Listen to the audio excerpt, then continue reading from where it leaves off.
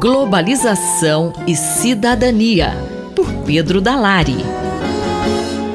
Bom dia, professor Pedro Dalari. Professor, a Anistia Internacional acaba de divulgar seu relatório sobre direitos humanos no mundo. Como ficou o Brasil nessa história? No último dia 27 de fevereiro, quinta-feira da semana passada, a Anistia Internacional divulgou um relatório sobre a situação dos direitos humanos no Brasil e nas Américas, tendo em conta o ano de 2019. O Brasil aparece muito mal no relatório, com um quadro muito acentuado de deterioração da situação dos direitos humanos. Antes de entrar na análise dos dados, é importante ressaltar a relevância desse relatório. A Anistia Internacional é uma organização não governamental de vocação universal, ou seja, ela funciona no mundo inteiro e ela tem como finalidade justamente monitorar a situação dos direitos humanos, alertando os países e as próprias organizações internacionais que são formadas por países. Não é? Exatamente por ser uma organização não governamental, a Anistia é independente, não está presa a nenhum país e atua nos direitos humanos, assim como o Greenpeace, por exemplo, também atua internacionalmente, mas na área de meio ambiente. Essas instituições ou entidades, portanto, têm uma importância muito grande. O relatório sobre o Brasil apontou o crescimento muito grande da letalidade na ação policial, da violência policial. Só de janeiro a julho de 2019, houve mais de 1.200 pessoas mortas pela polícia do Rio de Janeiro, 1.249, um aumento de 16% em relação ao mesmo período de 2018. Quadro muito ruim do ponto de vista dos direitos humanos e da própria segurança pública. Mas a questão ambiental também é enfocada no relatório, não é verdade? O relatório da Anistia Internacional também chama a atenção para a crise ambiental na Amazônia, com um aumento muito acentuado do desmatamento e das queimadas, afetando as condições de vida da população da região. Em especial, os direitos dos povos indígenas, que também merecem uma atenção especial do relatório. Há uma precarização da situação desses povos, com aumento das invasões em terras indígenas, muito acentuado, e também com ataques aos índios e às suas lideranças que vêm sendo perseguidas sem que o governo brasileiro tome medidas efetivas de produção. A impunidade também é outra nota importante no relatório da Anistia Internacional, e aqui se destaca o caso da vereadora e defensora dos direitos humanos Marielle Franco, que foi assassinada no Rio de Janeiro com o seu motorista Anderson Gomes, num caso que até agora não está completamente esclarecido. A nota geral triste é o perigo para defensores dos direitos humanos. Está aumentando o número de assassinatos contra pessoas que se caracterizam justamente por proteger os direitos humanos, não só no Brasil, mas na América Latina de maneira geral, e também o ataque a jornalistas. O relatório chama atenção para o fato de que no México, pelo menos 10 jornalistas foram assassinados em 2019. A nota final é para a violência do tratamento dos governos das Américas toda, e aqui eu incluo inclusive os Estados Unidos, contra a população migrante, refugiados e aqueles que pedem asilo. Há uma situação de muita agressividade contra essa população que é muito vulnerável, o que preocupa a Anistia Internacional.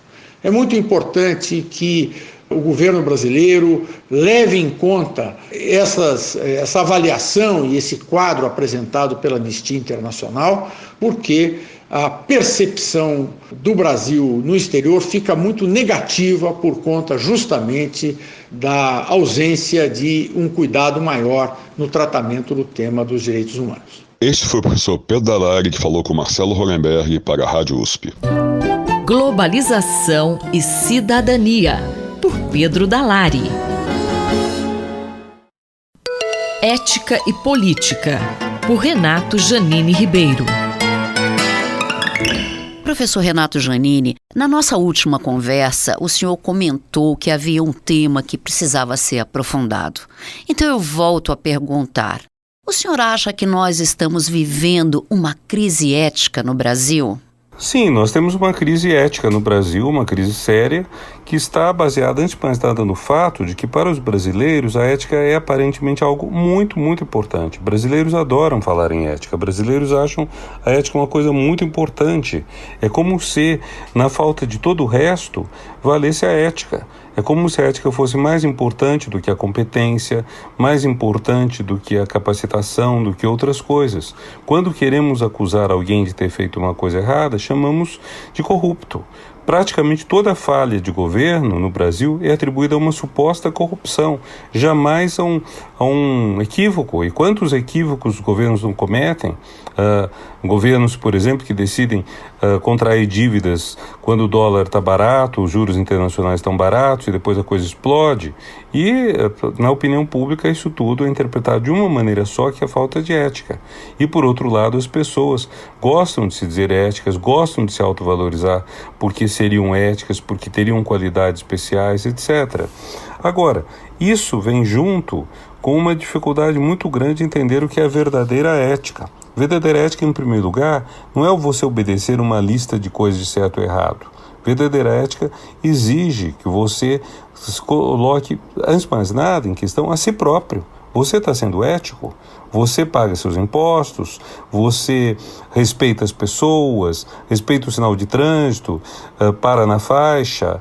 Você é educado com as outras pessoas, inclusive com as pessoas que estão abaixo de você numa relação de poder? Você é educado com sua empregada, é educado com seus funcionários, é educado com seus alunos, é educado com as pessoas que encontra no trânsito, é educado com quem está numa situação de vulnerabilidade? Essa é uma questão crucial, básica, e muita gente pensa que é do bem, que é de bem, e mesmo assim tripudia sobre os outros. Esse é um ponto que, numa sociedade desigual como o Brasil, cruel como o Brasil, é absolutamente fundamental: o respeito ao outro. A capacidade também de verificar se você mesmo está fazendo as coisas certas, se não está fazendo coisas erradas. Eu sempre lembro uma situação, numa época em que o Brasil estava com alta inflação e, portanto, em vez da moeda, talvez fosse cruzeiro, se usava um indicador, que acho que era talvez o OTN. Eu lembro de um motorista de táxi que eu peguei e que falou o tempo todo contra a corrupção. Quando chegamos ao destino, ele converteu pela tabela de uma maneira que eu sabia que estava errada, era uma diferença pequena, eu não quis discutir com ele, mas eu fiquei impressionado com essa coisa, que não é da profissão, é infelizmente do país, de você querer ética do outro e não se sentir com obrigação de ser também ético. Ética, antes de mais nada, é uma reciprocidade. Você é ético, você tem que você quer ética dos outros, você tem que ser ético também. Professor Giannini, como melhorar essa situação? Penso que melhorar essa situação passa, na verdade, antes de mais nada, por uma grande discussão. Ética não é uma coisa banal.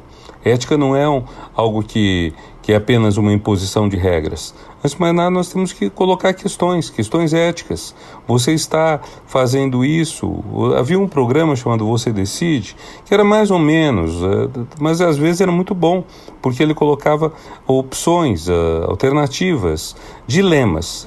Eu fiz uma série de TV para TV Futura, de dilemas éticos. E lá se colocavam essas questões. Quando você tem uma dúvida, você vai salvar a vida do seu filho versus você vai devolver um dinheiro que apareceu no seu táxi, por engano, ao seu dono, que é o tema de uma novela antiga, essa é uma questão ética importante. Tem resposta pronta? Não, não tem. Tem resposta certa? Não, não tem. Você não vai ter um gabarito do certo e do errado. Mas é importante a gente discutir mais, discutir qual ação ética. Mas uma coisa é certa: respeito ao outro. Respeito à diferença do outro. E olhar para si próprio. Ver se você não está fazendo coisa errada. Antes de culpar o outro, ver se você também não está fazendo coisa igual ou pior que o outro. Este foi o professor Renato Giannini, que conversou comigo, Márcia Vanza. Ética e Política, por Renato Giannini Ribeiro. Reflexão Econômica, por Luciano Nakabashi.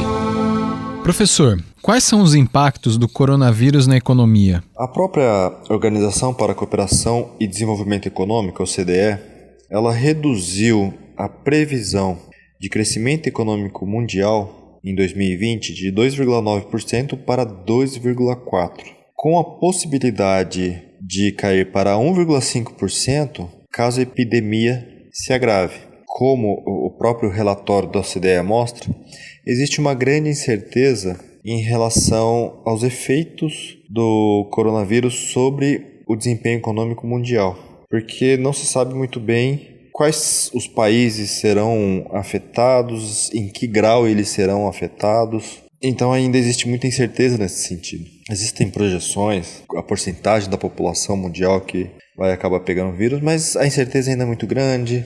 A ideia ainda não é clara de como essa epidemia vai se alastrar nos diversos países do mundo e em qual velocidade. O que a gente percebe até o momento é que tem sido muito rápido. Os efeitos, eles são muito relacionados à nossa economia globalizada, e a gente vê essa questão da viagem das pessoas que facilita a transmissão do vírus, e a conexão que existe também no sistema produtivo global. Hoje, uma boa parte da economia está exatamente nas cadeias globais, ou seja, para produzir um produto, vários países estão envolvidos em cada uma das etapas de produção. Então, quando um país acaba sendo afetado, acaba afetando toda a cadeia produtiva. Então, não é só questão de a China vai crescer menos, a Europa vai crescer menos, e isso vai fazer com que reduza a demanda dos países de uma forma geral. Mas é uma questão que, quando se para uma etapa de produção em um determinado país, isso afeta toda a cadeia produtiva de diversos bens, e a gente sabe que hoje a China é um país muito mais conectado com o mundo, tanto em termos de bens e serviços, da produção de bens e serviços, na participação dessas cadeias globais e também no fluxo de pessoas nos diversos países indo para a China ou chineses indo para esses diversos países.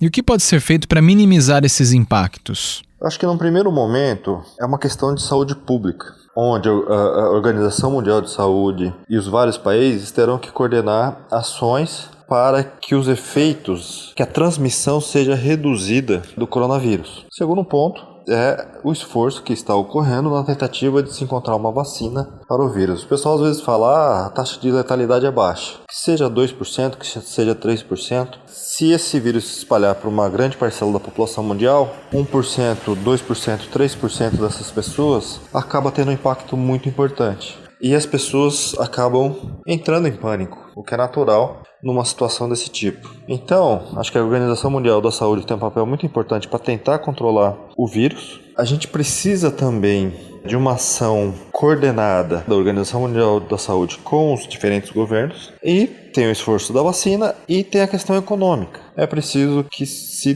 tenha estímulos, que os bancos centrais, que os governos dos diferentes países estimulem as economias, porque a gente sabe que a gente vai ter aí um impacto negativo da oferta nos diferentes países. A produção vai cair. Por essa questão, as pessoas deixam de ir no trabalho, as pessoas deixam de sair em grandes eventos, em locais públicos. Então você tem um choque de oferta e tem um choque de demanda também. Vai cair em alguns momentos a oferta, porque em alguns momentos vai precisar paralisar, como tem ocorrido na China, a produção, para que as pessoas não entrem em contato, e a demanda no sentido de locais públicos, né? Todo tipo de serviço, de bens e serviços que são vendidos em locais públicos vai acabar tendo um efeito. Então, os bancos centrais podem reduzir os juros. Já eu acho que tem espaço aí para o Brasil reduzir ainda mais os juros ao longo de 2020, que não estava previsto, mas tem esse espaço por esse novo cenário, e também algumas economias talvez estimular pelo lado dos gastos do governo, ou investimento, que seria mais importante ainda, né? Investimento do governo. Acho que um grande problema é toda essa crise mundial que vem lá desde 2007, onde a Europa cresce muito lentamente, e que vários países já utilizaram o que eles tinham de política monetária e política fiscal para tentar estimular a economia. Hoje a capacidade é menor, mas é preciso ainda agir nesse sentido aqueles países que têm mais condições. Eu sou Gabriel Soares, conversei com o professor Luciano Nakabashi, da FEA USP Ribeirão. Reflexão Econômica, por Luciano Nakabashi. Na cultura, o centro está em toda parte, por Martin Grossman. Qual é a notícia que o senhor destaca hoje na cultura? Leila e ouvintes da Rádio USP. Hoje toma posse a atriz Regina Duarte como a 5ª secretária da atual presidência da República no âmbito da cultura. Lembro que este governo acaba de completar seu primeiro ano de gestão. Esse momento suscita uma outra lembrança de um comentário que fiz na minha primeira coluna do ano acerca dos acontecimentos que levaram à queda do 4º secretário da Cultura, Roberto Alvim. No pano de fundo dessa posse de Regina Duarte, estará nitidamente estampada a relação ao nazismo que Roberto Alvim alardeou naquela ocasião, com o aval do presidente. A opereta macabra de Roberto Alvim suscitou a lembrança de um excelente documentário produzido pelo cineasta sueco Peter Cohen e lançada mundialmente em 1989. Trata-se da Arquitetura da Destruição, que está disponível na internet. Por meio de uma ampla e cuidadosa pesquisa, esse documentário levanta importantes fatos e registros históricos que pontuaram a trajetória de Hitler como o maior tirano da história moderna da civilização ocidental. O documentário narra os ideais estéticos nazistas que serviram de base para as violentas práticas de extermínio em massa, sejam as associadas aos combates da Segunda Guerra Mundial, mas principalmente as do processo de homogeneização da nação, gerando o Holocausto. Esse documentário está ancorado numa tese, a de que o nazismo é moldado por uma ideologia estética, revelando assim um lado pouco discutido desse regime totalitário que abalou profundamente as bases da civilização ocidental. E como o documentário enfoca o ditador? Adolf Hitler, em sua juventude, acalentou o desejo de se tornar artista. Candidatou-se em 1907 à Academia de Belas Artes de Viena, mas sua inscrição não foi aceita. Esse fato gerou uma enorme frustração. De acordo com o documentário, esta frustração está na base do projeto eugenista e de supremacia da raça ariana comandada por Hitler.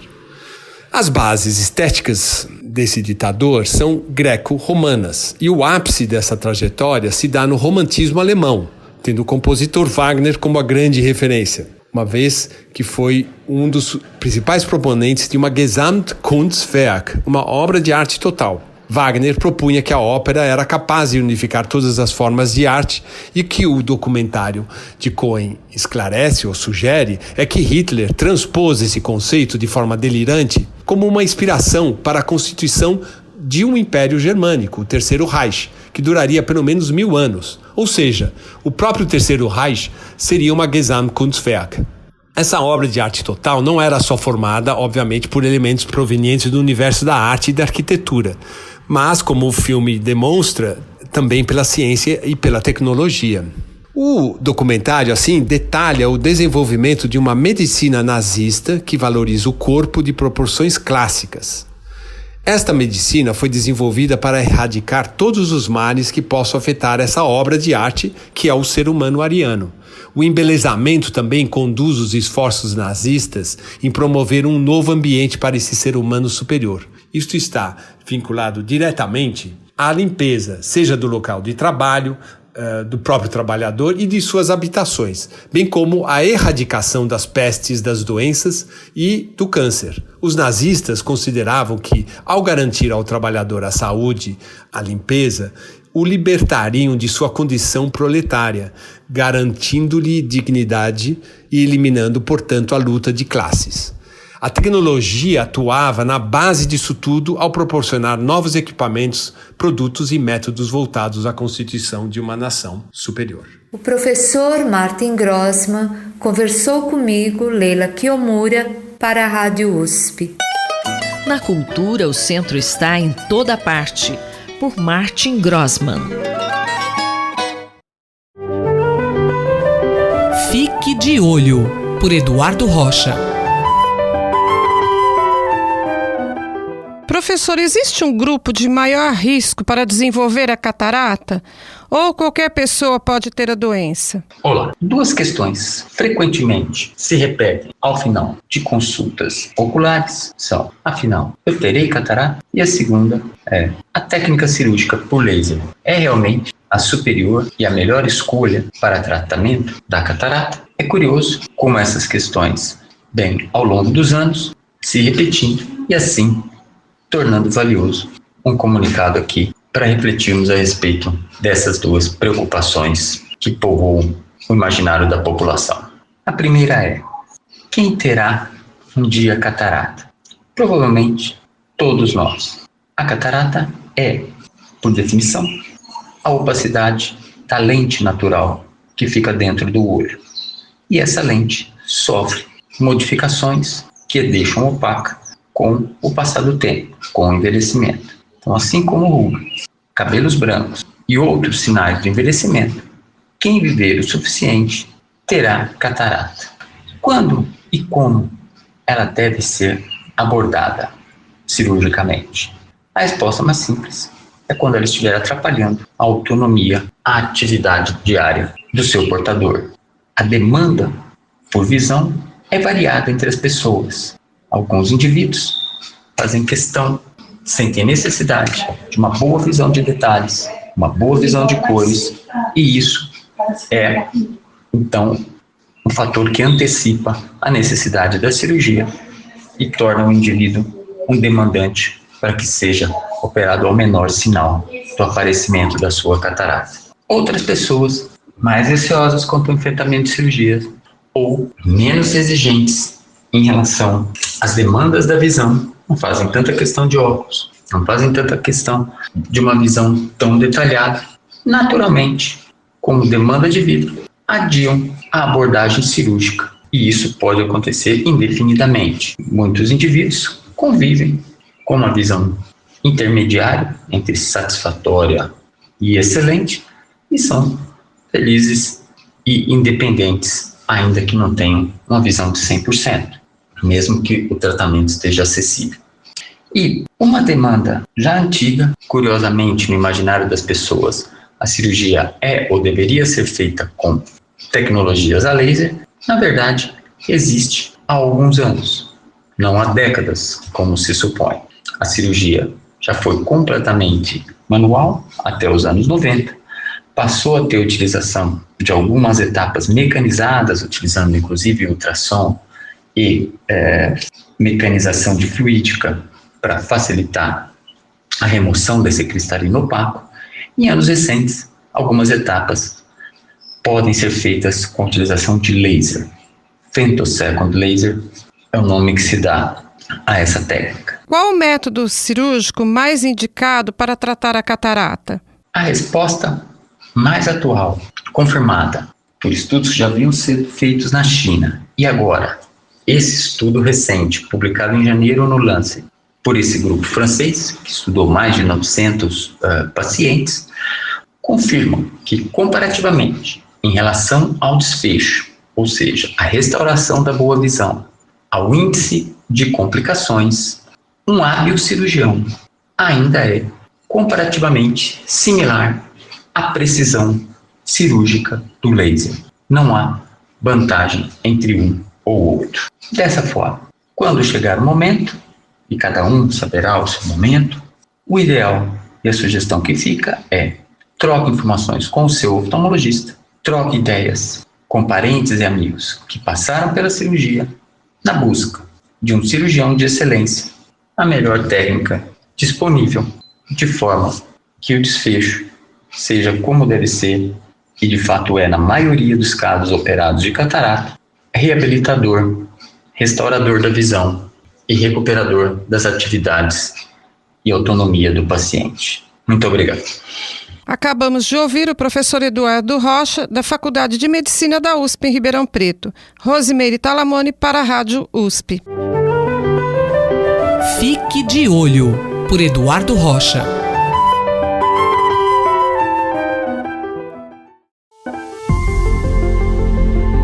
Decodificando o DNA, com Maiana Zates.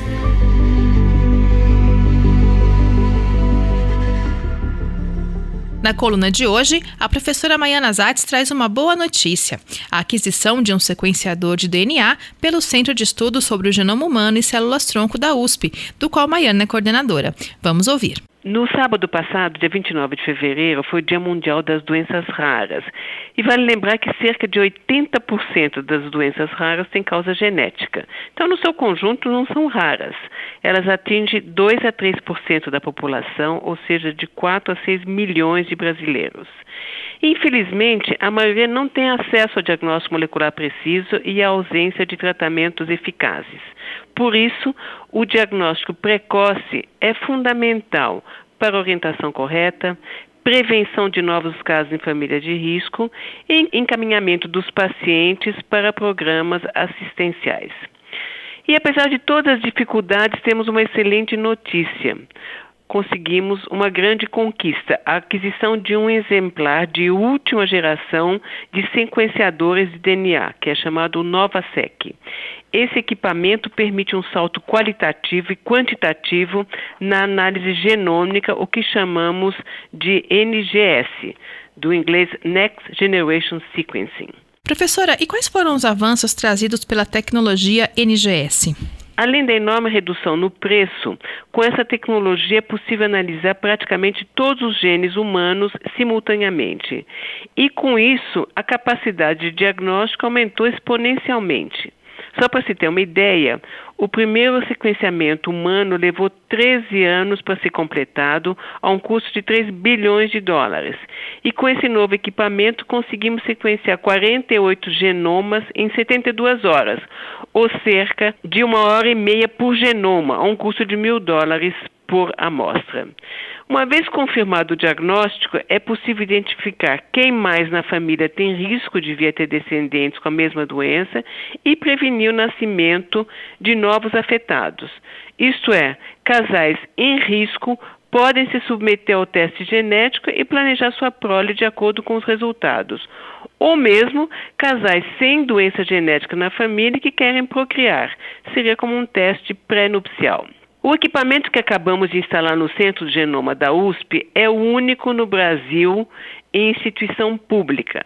E isso só foi possível graças a recursos e ao apoio incansável e de longa data da senadora Mara Gabrilli, do governo de São Paulo e da empresa Illumina, que entendeu a importância de podermos oferecer testes genéticos de última geração a um custo reduzido à população que não tem meios para pagar os testes oferecidos pelos laboratórios particulares.